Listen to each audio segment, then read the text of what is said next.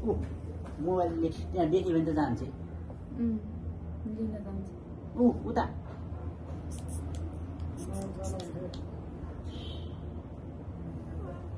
सनद चाहिँ धान्न सक्दिनँ नि फालिन्छ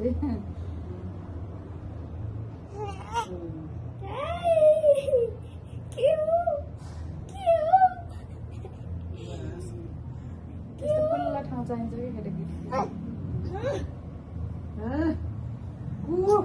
3 महिनादेखि फर्किन्थेँ उसँग जन्मेको अझै फर्किन्न नि अनि लास्टै छिटो टाउको पनि 2 महिनादेखि चाहिँ धान्न थाल्यो 6 महिनामा धान्थ्यो 6-7 महिनामा धाने थियो अरे त्यो घर साइडको भाउजूको छोरीले टाउको यसमा चाहिँ छक्क पर्यो अनि त्यो वनस्थलीको दिदी पनि उ भयो 1 वर्षको 1.5 वर्ष भर्खरै डेढ वर्ष भयो असेन बाउले एकचोटि मैले पुऱ्याउनु भएको थियो नि त्यतिखेर भइसक्यो भइसकेको थियो त्यही हिँड्ने अझै हिँड्थेन अझै अहिले त हिँड्छ होइन उस्तै ऊ बच्चासँग टिक्का बनायो के देखाएको होइन बाबुसँग त बनाएन एउटै यत्रो पुची सँगै ऊ हाम्रो मायादी के अरे भाउजूको ऊ त होइन नि कान्छो छोरो होला बाबुसँग बनाउनु भएको दुइटैसँग राखेर सायन होला ऊ त अलिक ठुलो भयो हिँड्छ दिदीको छोरा ऊ आयो फेरि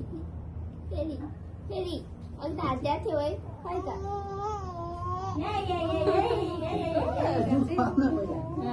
अहिले यहाँ खाने अब त लड खुवाउनुपर्छ खेलो छ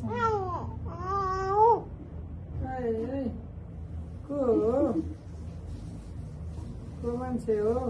तिमी फुल्टिङ खोज्छ मान्छे छक्क भनेको भाइ पछि पोखरा पुगेर आइन्छ आउनु पर्यो नि को भने दुईजना स्मृति होइन यसलाई तेरो त्यो बाछा बाछा राख्नु बाहिर तिमी बाछा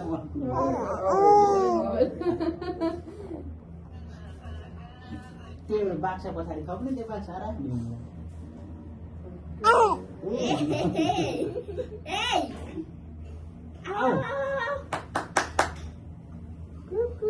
त्यसले भ्यू पाइने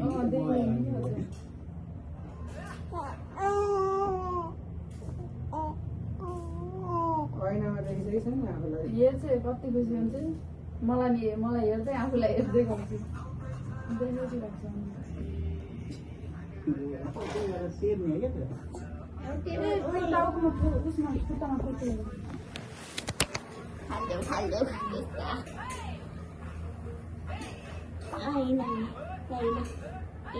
चपक्का राख्छ खुट्टामा खुट्टा